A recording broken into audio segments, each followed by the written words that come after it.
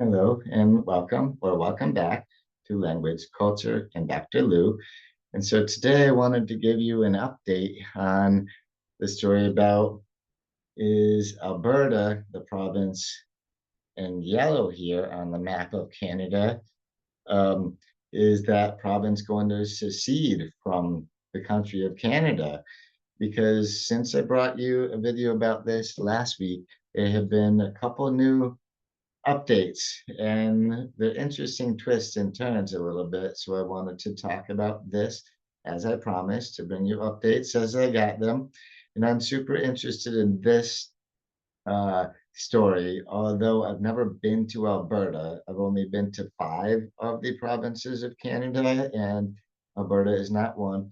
But I am interested because this is only the second. If Alberta does hold a referendum on whether they're going to secede, this would only be the second province in Canada ever to do this.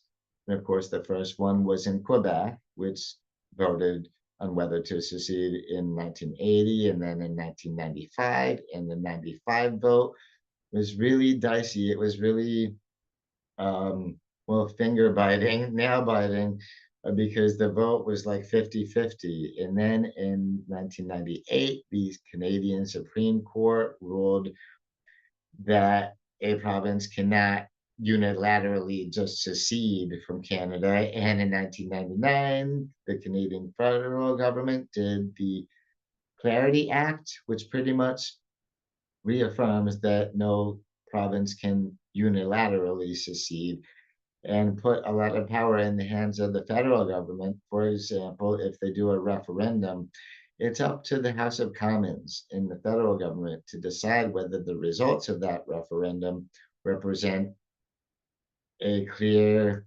will of the people to secede and by a clear majority of the people as well. So they sort of, and then even if they do that, then there's a lot of negotiations that will have to take place before any province secedes.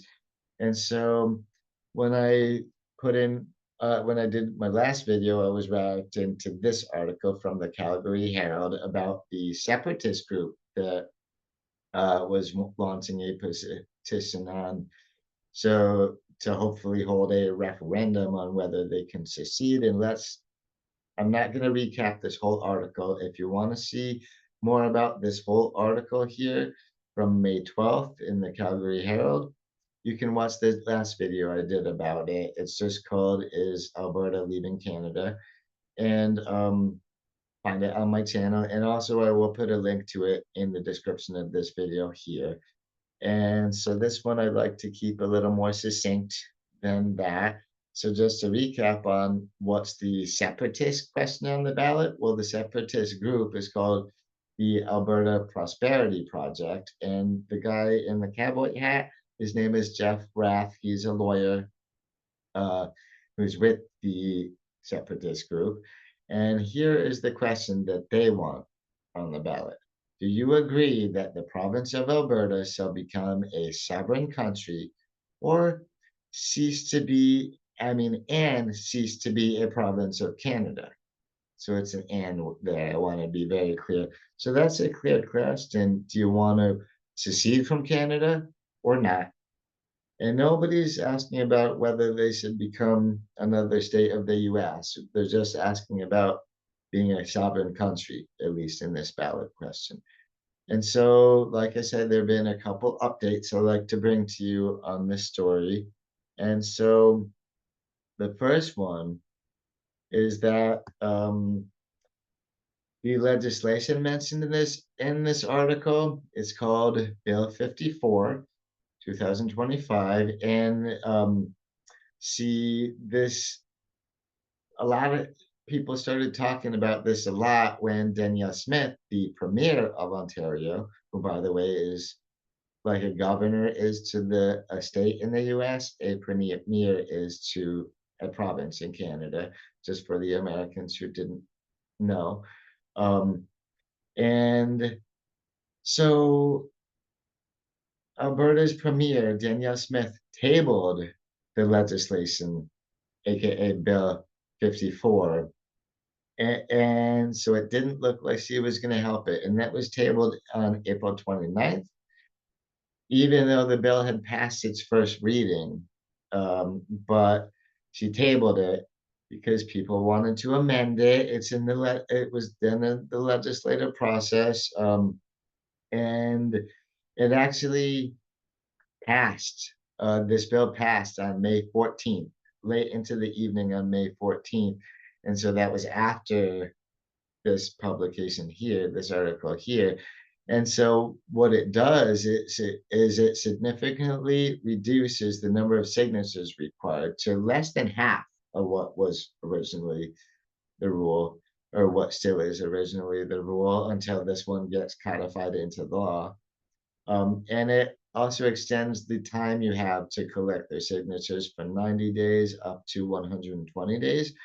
And the interesting thing about this is that when this article was published on May 12th, the party had already gathered more than half of the signatures they would have needed in the old room. So if this Bill 54 goes through, this group already has all the signatures they needed. And that's assuming this gets codified into law before the 90-day clock runs out. Just saying that. But yeah, so this is good news for the separatist movement, and makes it much more likely their referendum will happen, and maybe not next year, but this year. And the thing is, they're holding town halls across Alberta, probably still collecting more signatures and everything, right? And convincing more people to join the separatist movement. And they really are painting a beautiful vision of a sovereign Alberta being separatist. And what I don't like is the part where they say that they'll be able to keep the Canadian passports and Canada pension plan entitlements. I don't get how that works if you're not Canadian anymore. You're gonna have to make your own passports. I'm pretty sure that's the way it goes. But hey, and so it's all about lowering taxes, both income tax and corporate taxes, and having a little more freedom from Canada to be able to drill for gas and oil. Um, And it's also about the fact that in Alberta, the voters are very conservative, and people are pissed off that the Liberals just won uh, the election to have the fourth Liberal administration in a row. Naturally, the Conservatives are pissed off at that, so that plays into it too. And the Premier Danielle Smith, doesn't really want Alberta to separate from Canada, at least not yet, doesn't want to hold the referendum yet because she's trying to negotiate with Ottawa. And mostly what she wants from Ottawa is to ease up on their climate policies, which she feels get in the way of business interests, like I said, drilling for oil and gas and whatnot. And she wants to change the federal transfer system so that Alberta gets more money from Ottawa. So she's trying to negotiate all that, but it doesn't seem like the separatists will be happy with anything that Mark Carney comes up with. And so they're pushing forward and want a referendum this year, 2025. And like I said earlier, Bill 25 absolutely passed, and it's called the Election Statutes Amendment Act. So they changed a lot of things in the rules for voting and elections and whatnot, including making it easier for people to start a citizen initiated petition um, to to have that improved, and so it will be easier for a citizen initiated um, referendum to get on the ballot, which by the way has never happened before in Alberta, but this might make it easier. And so the next article brings in another one of the updates I wanted to bring to the story, but it's because the Bill 54 passing, that doesn't just make it easier for the separatists to get their referendum done. it also makes it easier for the anti-separationist movement if they want to get a referendum done. And guess what? They do. This group called Forever Canada, they have already filed some paperwork with Elections Alberta in hopes of being able to get their own referendum question, which is the following: do you agree that Alberta must remain in Canada and any form of separation be rejected?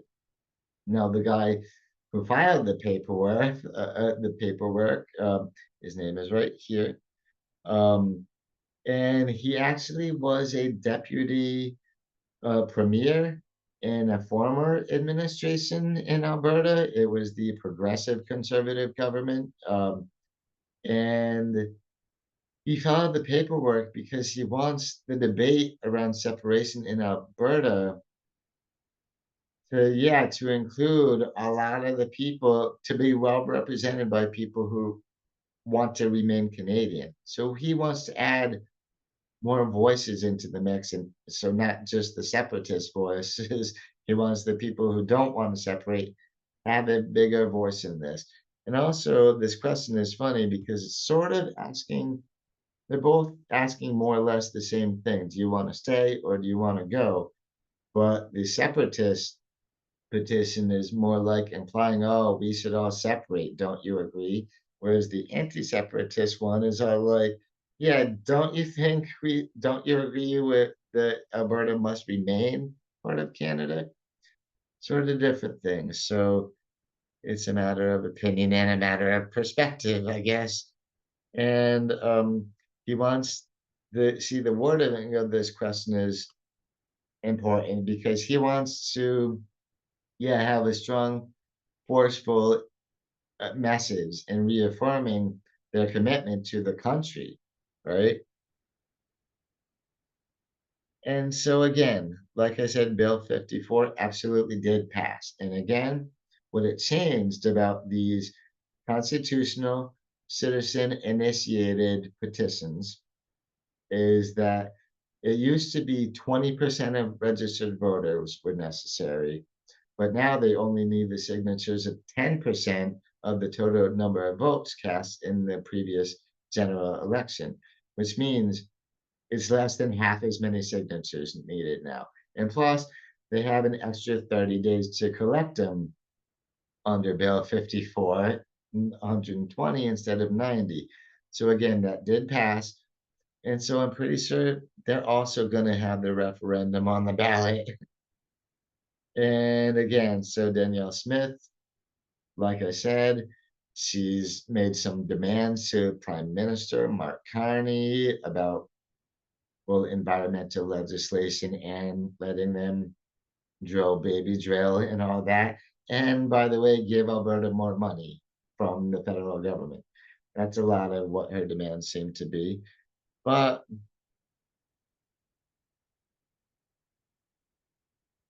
let's get, but the people who started the separatist position don't seem to be impressed at all about with the anti-separatist position because they sort of, it's almost like they expected some sort of political chess match, some sort of chess game going on.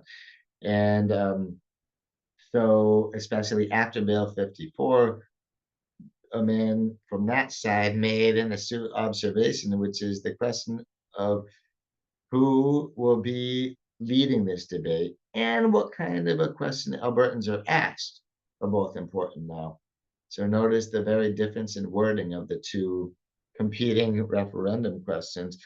So I think that's an interesting twist that now we have two competing referendum questions and a couple of groups speaking out against the separation will be one, leaders in Alberta's business community. I'm not talking the big oil companies who um, necessarily would benefit from Alberta seceding, but other business leaders, because posing, even having this debate about secession, all of that leads you to um, uncertainty about will Alberta be a province or a country? What is the future hold? Business investors don't like uncertainty.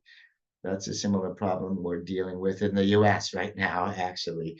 And so uh, they're saying it's bad for Alberta and also for the country because uncertainty, bad for the economy, pretty much.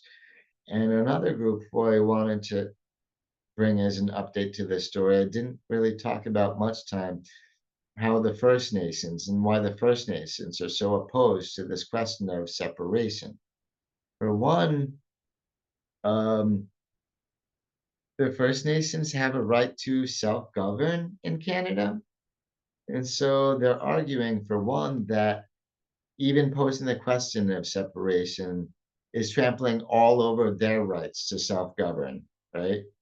And so that's an interesting point. And it's also a lot like the business leaders are saying, like if the referendum does get approved, it's going to make for a really rocky time with nothing really decided for a while, and that lots of deals would have to be made regarding national parks, currency, citizenship, land rights, and all of this as well. It's very, very complicated. And so why should we care? Let's say you've never been interested in all in what the First Nations have to say about anything. Let's imagine that. Now, why would it be important to uh, well, to consider their point of view, let's look at this map of Alberta. These three different colors that you see on the map, the blue, and then the pinkish orangish part, and then the green, these all represent treaty lands. So we have Treaty 8 in the part in green, Treaty 6 in the part in the pinkish orangish part, and then the blue is from Treaty 7. So all these lands, well, there are treaties in place, and the First Nations have a right to self-govern on all of these lands, and that's nearly the entire province. So, yeah, I don't think we should, yeah, ignore their voices in the whole thing. And now I'm hoping the people will be interested in commenting on this, on which of the two questions, if any, should be up for referendum, right? Because if as soon as Bill 54 becomes law, it seems like both the separatists and the anti-separatists will easily be able to push their petition through and get the question on the referendum ballot. And so, what do you think? Is it better the first question, the separatist question, appear on it? So do you agree that the province shall become a sovereign country and cease to be a province of Canada? Should that one be on the ballot? Or should the other one, the anti-separatist question, do you agree that Alberta must remain in Canada and any form of separation be rejected? Or do you think that maybe both questions rightfully deserve to be on the ballot and really should? See, myself, I kind of like the whole equal opportunity thing here to give both questions a thought, but I'm also kind of worried that it will muddy the waters once it comes time for the House of Commons in the federal government to be trying to decide whether each petition, each referendum, the results of each represents a clear will of a clear majority of the people. Especially if the vote is close, it will be tough. It might even muddy up the waters even further to have competing, uh, yeah, competing questions. Anyway, so what do you think? I don't know, please. I would love to hear from anybody who's from Alberta, especially, or other Canadians as well. I'm really interested in hearing what other Canadians have to say about this and what they think about this. So again, I promise you, if there are any more updates on the story, I will bring them to you as soon as I learn them. about them. And yeah, please do discuss your thoughts on the matter in the comments section. And yeah, so until I bring you an update, see you around next time. Bye bye.